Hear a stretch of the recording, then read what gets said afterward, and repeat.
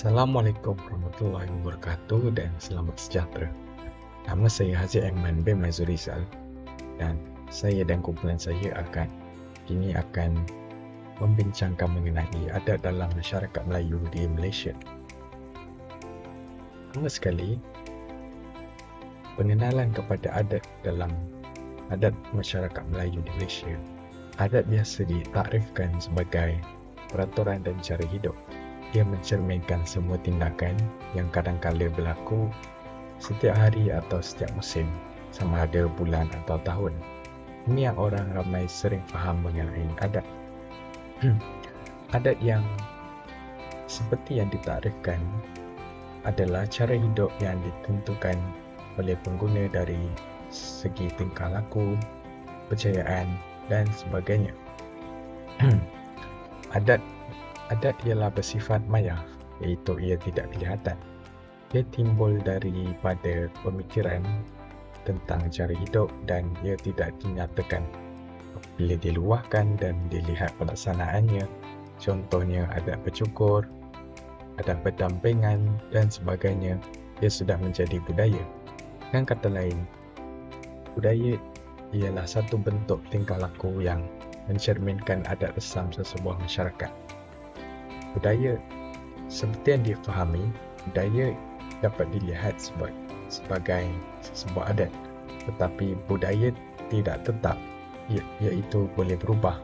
Maka wujudlah klasifikasi budaya tradisional dan budaya moden.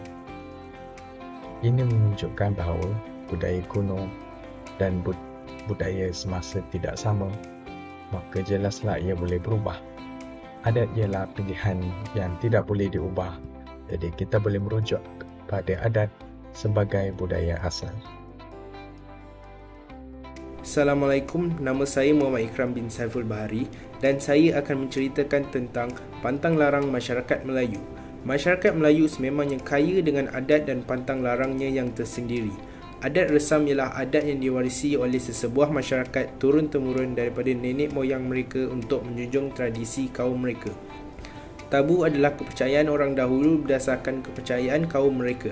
Lazimnya pantang larang orang tua-tua dahulu adalah bertujuan untuk mendidik masyarakat menjurus kepada penerapan nilai-nilai murni untuk diamalkan dalam kehidupan. Pantang larang yang melibatkan kehamilan dan kelahiran adalah: pertama, dilarang mencaci atau menceritakan kecacatan kerana ini akan dikuatiri anak bakal lahir juga akan mengalami cacat. Kedua, dilarang tidur sehingga tengah hari, nanti kepala anak akan besar. Ketiga, melenggang perut. Anda pasti tertanya, apakah itu melenggang perut? Menurut portal Jabatan Penerangan, adat ini dilakukan ke atas wanita yang mengandung anak pertama pada usia kandungan 7 hingga 8 bulan. Upacara ini dilakukan oleh bidan bagi mengelakkan kemalangan yang menimpa ibu hamil sebelum bersalin dan membetulkan keadaan bayi dalam perut. Sebelum majlis dimulakan, ibu hamil perlu mandi melenggang perut yang juga dikenali sebagai mandi sintuk limau dan air buyung. Bahan-bahan yang diperlukan untuk mandi perut ini ialah: pertama, tepung tawar. Kedua, 3 biji limau nipis. Ketiga, sebiji kelapa tua yang telah dikupas. Keempat, sedahan mayang pinang. Kelima, sehelai kain lepas barat. Keenam, 2 batang lilin. Ketujuh, sebuyung air biasa yang ditaburi 7 jenis bunga. Dan ke-8, air tolak bala. Pantang larang yang kedua yang melibatkan perkahwinan adalah: pasangan dilarang keluar sesuka hati kerana takut disantau. Kedua, sebelum berkahwin, elakkan tidur di katil pengantin kerana ia tidak sedap dipandang. Ketiga, tidak boleh makan nasi dengan kuah gulai untuk mengelakkan perut buncit ketika berada di pelamin. Assalamualaikum warahmatullahi wabarakatuh. Nama saya Muhammad Syaful Azhar bin Abdul Aziz. Saya akan menerangkan tentang 3.0 adat resam Melayu. Pertama, apa itu adat? Dalam kamus Dewan Edisi 4, adat didefinisikan sebagai peraturan yang sudah diamalkan turun-temurun di dalam sesuatu masyarakat sehingga menjadi hukum yang kita patuhi sekarang. Peraturan ini menjadi kebiasaan dan terbiasa menjadi manusia. Ianya menjadi satu kaedah yang perlu diikuti dari generasi ke generasi yang lain supaya dapat dikatakan tradisi suatu kaum. Adat terbahagi kepada 3. Pertama sekali, adat kelahiran masyarakat Melayu. Masyarakat Melayu mengamalkan adat-adat kelahiran tertentu yang diwarisi sejak turun-temurun, sebagai contoh tempoh kehamilan dan tempoh berpantang, iaitu sepanjang tempoh berpantang, pembengkung amat diarahkan untuk mengempiskan perut, mengurangkan berat badan dan melindungi organ dalaman. Berurus selama 3 hari berturut-turut boleh mengembalikan tenaga, membuang angin dalam badan, memulihkan urat-urat yang kembang serta melancarkan perjalanan darah ibu-ibu bersalin. Amalan bertujuan ini bertujuan untuk mengecutkan rahim dan organ dalaman yang bertukar serta memecahkan lubang. Dan yang ketiga pula ialah amalan menyambut kelahiran. Adat yang kedua pula ialah adat perkahwinan masyarakat Melayu. Masyarakat Melayu masih menggunakan adat resam perkahwinan dalam kehidupan mereka sehingga kini. Tujuan perkahwinan di antaranya ialah membina rasa kasih sayang dan cinta antara pasangan suami isteri, persolian yang sah serta mengelak terjadinya maksiat. Sebelum majlis perkahwinan berlangsung, terdapat beberapa perenggan yang perlu diikuti. Antaranya ialah adat merisik, dan lain pula adat menang, adat bertunang, adat akad nikah, dan akhir pula ialah majlis berkahwin, iaitu pengantin lelaki dan perempuan akan memakai pakaian khas yang cantik dan pengantin lelaki diarak ke rumah pengantin perempuan diiringi pautan pompang serta anggar. Dan jadi yang ketiga iaitu adat kematian masyarakat Melayu, di mana mereka menguruskan jenazah bagi masyarakat Melayu beragama Islam merupakan kewajipan fardu kifayah yang bermaksud jika tiada seorang pun yang menguruskan kematian tersebut, setiap orang Islam dianggap berdosa. Beberapa perkara yang perlu diikuti semasa menguruskan jenazah orang Islam iaitu semasa kematian, memandikan jenazah, mengamalkan jenazah, ya, solat jenazah, 5 perkubur jenazah, dan ayat sekali yang ke-6 iaitu selepas kematian, mana setelah selesai upacara perkahwinan. Setelah selesai upacara perkahwinan, keluarga terdekat dan sanak saudara akan mengadakan kedua arwah. Kedua ini akan diadakan pada hari pertama, kedua, ketiga, keempat, keempat atau 100 selepas hari kematian. Seterusnya saya akan membahas ini kepada awak saya. Assalamualaikum dan selamat sejahtera. Kali ini saya akan membincangkan mengenai kepentingan adat masyarakat Melayu. Adat mencerminkan jalan atau hidup pada setiap masa dalam sesebuah masyarakat. Ia amatlah penting dalam membentuk budaya bangsa dan dalam kes ini, budaya bangsa Melayu Malaysia. Oleh itu, adat ini menggambarkan corak hidup masyarakat tersebut. Oleh itu, ia terdapat pelbagai kepentingan dalam pengamalan adat Melayu di Malaysia.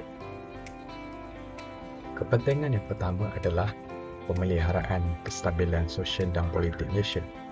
Apabila bercakap mengenai negara Malaysia, ia dinamakan sedemikian dan juga dahulu dikenali sebagai tanah Melayu kerana majoriti penduduk adalah orang Melayu.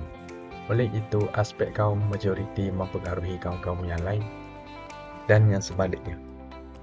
Ini dilakukan agar untuk memastikan pertikaian terhadap masyarakat lain, khususnya kepada masyarakat Melayu sendiri yang bertaraf pribumi di Malaysia.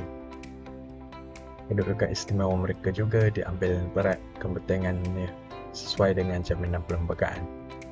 Kepentingan yang kedua adalah penerimaan unsur adat dan budaya luar. Penerimaan mana-mana unsur adat atau budaya luar adalah penting dalam membentuk adat dan budaya kebangsaan sendiri. Meskipun adat Melayu adalah teras budaya masyarakat Malaysia, adat dan budaya lain juga perlu dipraktikkan untuk membentuk sebuah identiti negara yang seragam. Ini agar tidak berlaku pertikaian terhadap tindakan kerajaan kepada pembentukan budaya kebangsaan. Ini juga supaya keharmonian kaum di Malaysia kekal atas penerimaan unsur-unsur asing ini. Aspek ini juga penting kerana bagi memastikan adat dan budaya tidak hanya memfokuskan adat Melayu. Kepentingan yang ketiga adalah mengekalkan identiti sesebuah bangsa dan kaum. Sesebuah adat dan budaya masyarakat akan berubah selagi masa berlalu. Oleh itu, ia amatlah penting untuk budaya masyarakat dan negara tidak luput setiap zaman. Adat dan budaya Melayu mempunyai pengaruh yang besar terhadap negara Malaysia. Segala aspek tersebut perlu dijaga dan dibawa ke masa akan datang. Ini agar identiti sesebuah bangsa atau kaum akan sentiasa dikekalkan dan mengekalkan corak bangsa dan negara istimewa dan unik. Dan akhir sekali, kepentingan yang terakhir adalah menggambarkan corak budaya masyarakat.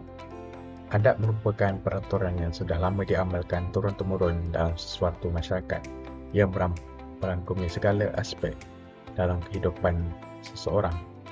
Adat resam ialah kebiasaan cara hidup yang diamalkan oleh sesebuah masyarakat yang menggambarkan corak budaya tersebut. Adat resam dapat dilihat dalam kehidupan masyarakat Melayu, Cina dan India.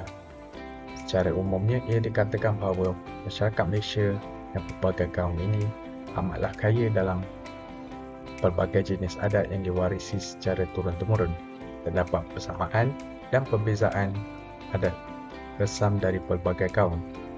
Adat setiap kaum ini dipraktikkan secara meluas dan menjadi pedoman hidup setiap masyarakat secara unik.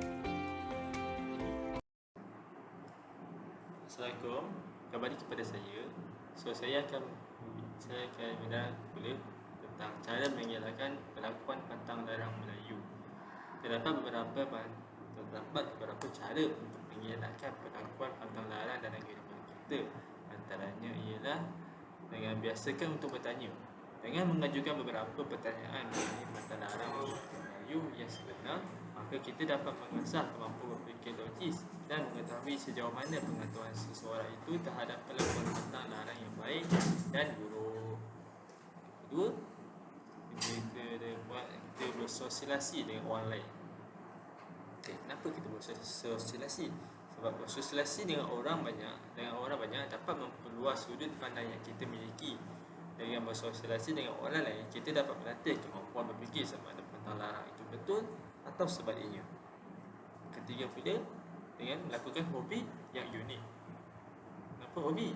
Hobi-hobi tersebut dapat merangsang otak dan membantu kita untuk berfikir secara logis, kritis dan juga kreatif. Secara tidak langsung, ini memudahkan kita untuk memahami perbezaan adat dan pantang larang masyarakat Melayu. Yang keempat pula ialah berbincang ataupun adu debat. Dengan memikir kesan daripada keputusan tersebut, maka pemikiran individu tersebut akan dilatih untuk mampu membezakan pantang larang Melayu. Hal ini dapat membantu dan mengutamakan pendapat yang sebenarnya tentang pantang larang Melayu. Seterusnya, saya akan menerangkan rumusan semuanya. Assalamualaikum, saya Asyuddin bin Muhammad Sufian. Saya akan menerangkan rumusan tentang adat dalam masyarakat Melayu di Malaysia. Kesimpulannya, adat dalam masyarakat Melayu di Malaysia merupakan satu peraturan dan cara hidup suatu masyarakat dan tindakan yang mereka lakukan setiap hari dan setiap musim, sama ada bulan atau tahun. Sinonim dengan budaya merupakan cara hidup dari segi tingkah laku, kepercayaan dan sebagainya. Ia timbul daripada pemikiran cara hidup yang apabila kita zahirkan, ia menjadi suatu budaya. Ini bermaksud ialah satu perlakuan yang mencerminkan adat resam sebuah masyarakat. Adat Melayu sering dikatakan adat yang bercampur, yang disebabkan oleh pencampuran pelbagai pengaruh yang berbentuk pembinaan adat Melayu. Manakala adat resam pula merupakan adat yang diwarisi secara turun-temurun sesebuah masyarakat sebagai tujuan menjunjungi tradisi kaum mereka. Ia juga suatu undang-undang atau hak tidak bertulis sesebuah masyarakat. Pantang larang orang tua dahulu bertujuan untuk mendidik masyarakat menjurus penerapan nilai-nilai murni untuk kehidupan. Perlakuan pantang larang perlu dielakkan dalam kehidupan bagi memastikan kegiatan hidup dalam masyarakat berjalan lancar dan tidak mempunyai sebarang permasalahan. Oleh itu, Ia penting untuk sesebuah bangsa mengekalkan dan menyebarkan tradisi yang diturunkan secara turun-temurun agar identiti bangsa dan masyarakat negara sentiasa kekal dan berterusan.